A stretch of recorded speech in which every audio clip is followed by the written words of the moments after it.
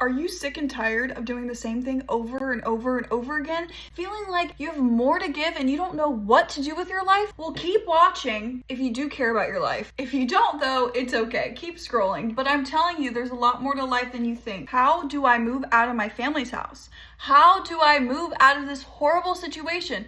Have you asked yourself these questions?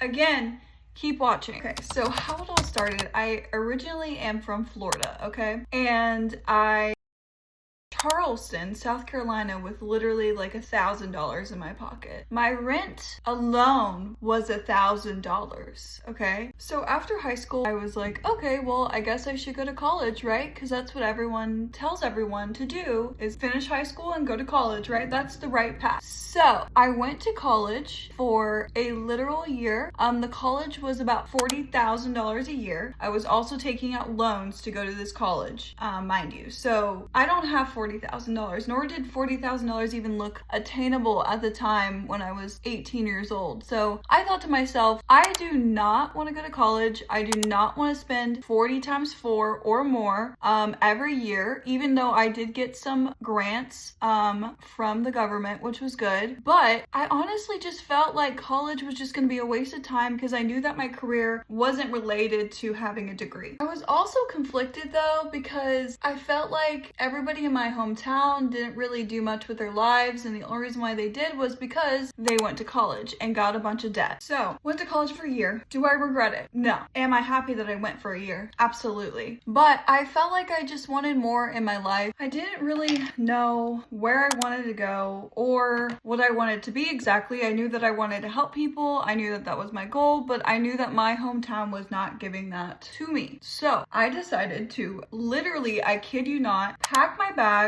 save my money, and find my roommate, not only but old Facebook, okay, and pray and hope to God that I didn't have a psychopath roommate, that I actually was able to get my job, because I did not have a job fully lined up. I did have a job interview, but I didn't have a job lined up. Actually, hold up, I realized that I missed a whole entire part of the story. While I was in said college, I saw this, I don't even know how I discovered it. I think I might have saw an ad in my like college printout or something. I don't really even know how I saw this. Maybe I saw it online. I don't really remember, to be honest. But I saw that there was this camp that you could go to that would pay you not only but $4 an hour to be a recreational camp counselor, basically. So what is a recreational camp counselor? I'm about to tell you. I've had many careers in my life. So a recreational camp counselor basically was the person that did all the like outdoor activities. So like rock climbing, ropes courses for all the kids, anything regarding like outdoor stuff that you remember as a kid at camp. So I thought, well, I love the outdoors, and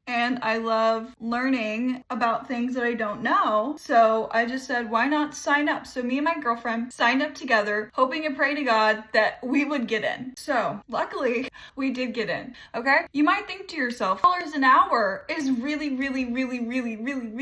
low. Okay. Mind you, I was working in North Carolina. I wasn't working in a foreign country. I was working in North Carolina. And the reason why it was only $4 an hour is mainly the reason you go is for volunteer work, right? But I'm assuming by law they have to pay you. So like you got room and board, so you basically got to stay, a place to live, you got lunch, breakfast, dinner, right? Like you got all like the needed food to survive, and that's kind of how you got paid. So you basically work to eat, which is mainly the reason why we all work anyway. So anyways, and long story short, yes, the camp was a lot of fun. There was a lot of issues though at the camp, and maybe one day I'll tell you the story of what happened there, but let's just say it ended shortly, or ended quickly, I guess per se, with that said camp. So here I am at a ripe age of almost 19, or I was 19 or 20, I don't really remember. I think I was 19 when I was no longer at this camp anymore, and I was thinking, oh my God, what do I do? I can't go back home because I don't want to be at home.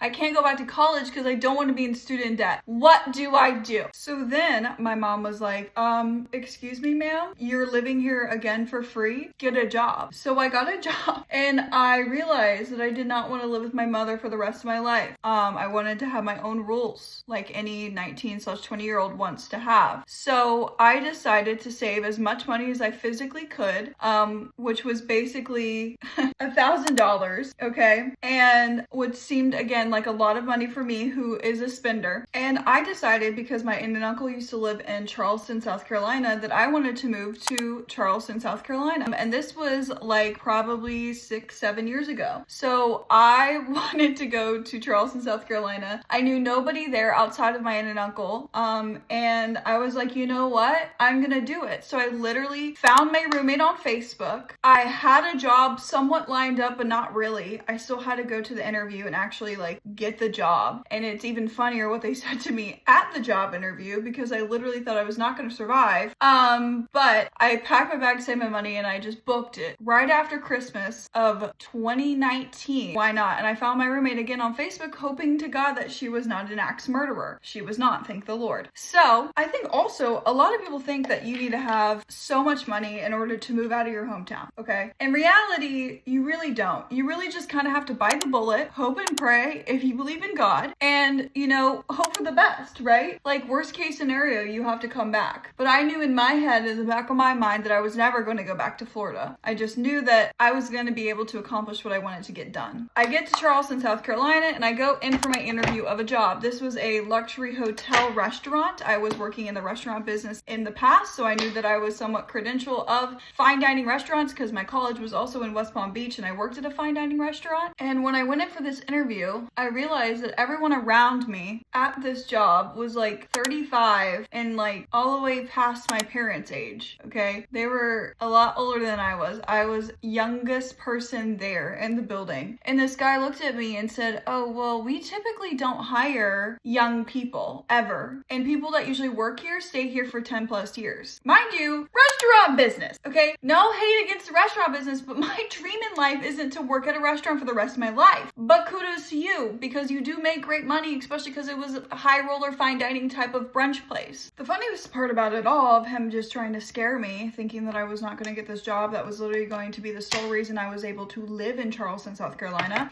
I did end up getting that job. And then guess what? When did I move? 2019. What happened the following year? Huh? Oh wait, COVID.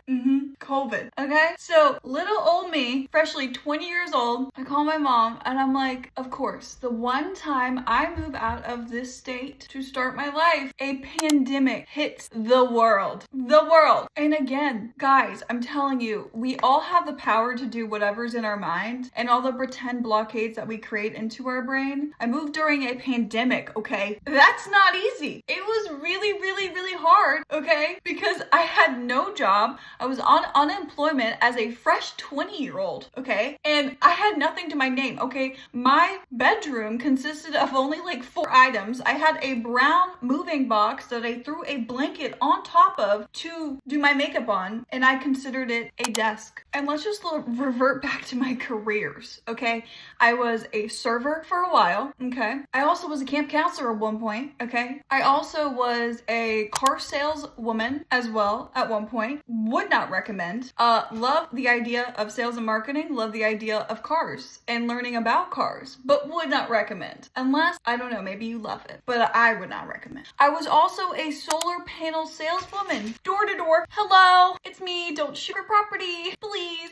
A door-to-door saleswoman. You think that's hard? So COVID hit. I was jobless for a while, and then I got so bored and I was like, you know what? I just need a job. I'm just gonna become a shopaholic with the very good money they were paying me for minimum wage, which was actually more than I worked. And my dumb self decided, I'm bored. I need to go get a job. So I went and I got a job, and I was making like $100 a week, and my rent was $1,000 a month. Okay.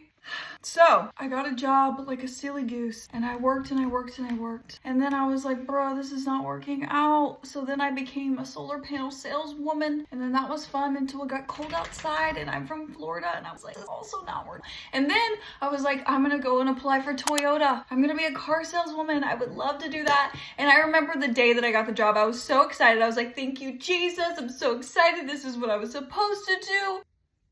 Incorrect. Incorrect. But then I met my husband, okay? My husband, who I have been married for now a year and a half. We've been together for almost 6 years. And I met my husband, and then he was like, honey, quit your job if you don't like it. Go work as a cart girl. The golf course. Yeah. So I did it, and I also did not enjoy that. I had to be there at the butt crack of dawn, okay? And then I also worked in a Mexican restaurant at the same time while working at this golf course. And then he was like, oh my God, let's move to Myrtle Beach, because he got a job in Myrtle Beach. And I was like, what's Myrtle Beach? I don't know her. Let's do it. We're young. Why not? We've been here now, my dog just tried to, no, We've been here now 4 or 5 years now. I can't even remember. But premise of the conversation is you can do a lot more than you think. And honestly, if you fail, just get back up again, because if not, you're failing if you don't try. So just try, shoot your shot, try to throw a Kobe, and you know, if it doesn't work out, try again. Try again. So if you're looking for a sign to get off your booty and do what you were made to do, do it. Okay, thank you. Bye.